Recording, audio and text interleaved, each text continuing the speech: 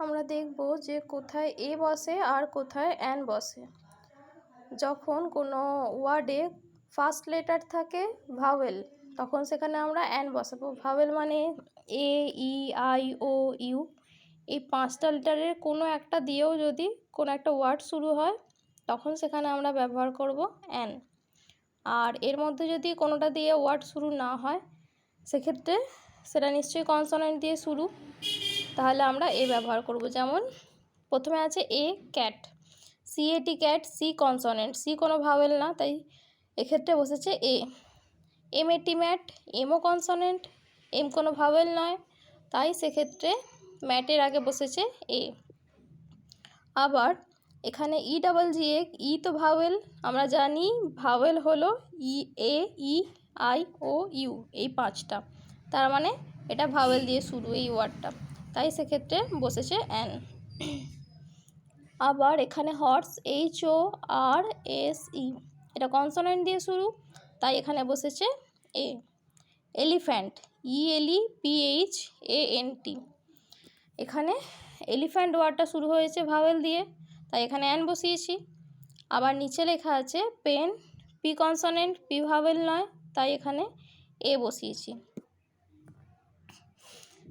এবার আসছি আইসে। আইস, আই ভাওয়েল, জানি আমরা এ, ই, আই, ও, ইউ, এই 5টা ভাওয়েল আছে, তাই আইও ভাওয়েলের মধ্যে পড়ছে, তাই এখানে আমরা অ্যান বসিয়েছি। অরেঞ্জ, ও ভাওয়েল, এখানে দেখো অ্যাপেল, এ ভাওয়েল, তাই এই দুটোতেই আমরা অ্যান বসিয়েছি।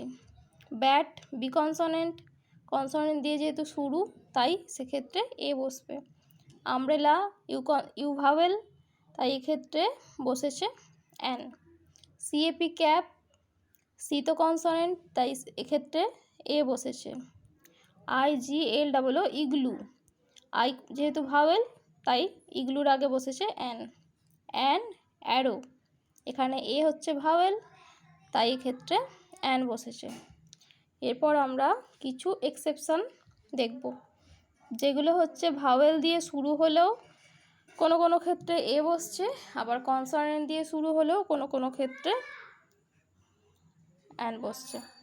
যেমন MA, দেখো এম দিয়ে কোনো ওয়ার্ড হলে বেশিরভাগ আমরা কি জেনেছি, এম দিয়ে যেমন হয় ম্যাঙ্গো, MANGO, ম্যাঙ্গো, সেক্ষেত্রে এমকে আমরা উচ্চারণ করি ম, বসে এ ম্যাঙ্গো বলি, কিন্তু এখানে আমরা এমকে উচ্চারণ করছি এম হিসাবে, MA, মানে এম এর উচ্চারণটা হচ্ছে ভাওয়েলের মতো, তাই সেক্ষেত্রে বসছে অ্যান।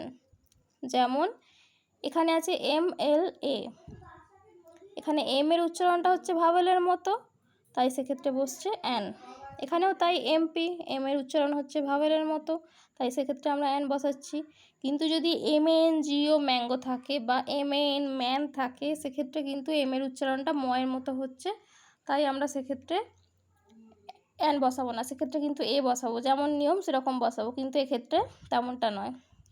এখানে যেমন আছে ইউনিভার্সিটি, ইউনিভার্সিটি বসিয়েছি, যেহেতু এটা ফার্স্ট লেটার ভাওয়েল দিয়ে শুরু, এখানে হওয়া উচিত ছিল অ্যান, কিন্তু আমরা অ্যান বসাবো না, কারণ ইউ এর উচ্চারণটা হচ্ছে কনসোনেন্টের মতো।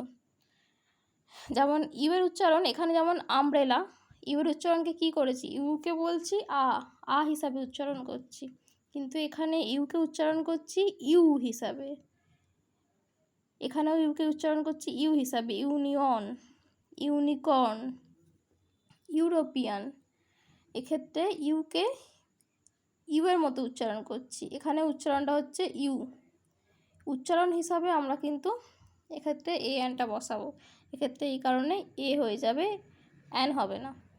এখানে যেমন অ্যান আওয়ার, এখানে কিন্তু এইচের উচ্চারণটা উজ্জ আছে, এইচটাকে আমরা বাদ দিয়ে উচ্চারণ করছি। An hour, an honourable, an honest, তাহলে এইচের উচ্চারণ এখানে হচ্ছে না, যেহেতু ভাওয়েলের মতো উচ্চারণ হচ্ছে তাই এক্ষেত্রে আমরা বসাচ্ছি an. An hour, an honourable, an honest, এগুলো খুব ইম্পর্টেন্ট, আর এগুলো কিন্তু এক্সেপশন, আলাদা, নিয়মের থেকে একটু বাইরে। এরপর আমরা দেখব কোথায় দি বসে। যখন কোনো নির্দিষ্ট কিছু বোঝানো হয় বা বিশেষ কিছু বোঝানো হয় বা এমন কিছু বোঝানো হয় যেগুলো পৃথিবীতে একটাই আছে, সেক্ষেত্রে কিন্তু আমরা দি ব্যবহার করি। যেমন প্রথমে আছে দি গঙ্গা, ঠিক আছে, গঙ্গা একটা নদী, একটাই নদী, সেক্ষেত্রে আমরা দি ব্যবহার করব। দি আর্থ, পৃথিবী একটাই আছে। দি সান, সূর্য একটাই আছে। দি রামায়ণ, রামায়ণ একটাই আছে। রামায়ণ আমাদের একটি বইয়ের নাম, সেক্ষেত্রে আমরা ব্যবহার করব দি। দি টেলিগ্রাফ, এটি একটি পত্রিকার নাম। দি সাউথ, এটি একটি দিক বোঝাচ্ছে। দি সাহারা, সাহারা, এক্ষেত্রে আমরা ব্যবহার করব the. The India, the Himalaya, the Africa, বিশেষ কিছু বোঝাতে, নির্দিষ্ট কিছু বোঝাতে সবসময় আমরা দি ব্যবহার করব। আবার আমরা যখন নির্দিষ্ট কিছু না বোঝাই, যেমন ম্যান, এ ম্যান আমরা ব্যবহার করি, কিন্তু যখন কোনো নির্দিষ্ট ব্যক্তির ক্ষেত্রে বোঝাই তখন কিন্তু সেক্ষেত্রে আমরা এ ম্যান বলবো না, দি ম্যান হবে। মানে নির্দিষ্ট কিছু বোঝালেই কিন্তু সেটা দি হয়ে যাবে, সেটা বাক্যের ওপর নির্ভর করছে। এ ম্যানও হয়, দি ম্যানও হয়, সেক্ষেত্রে কোনটা হবে সেটা সেই বাক্যটাতে কী বোঝাচ্ছে, কী বলতে চাইছে তার উপর ডিপেন্ড করে।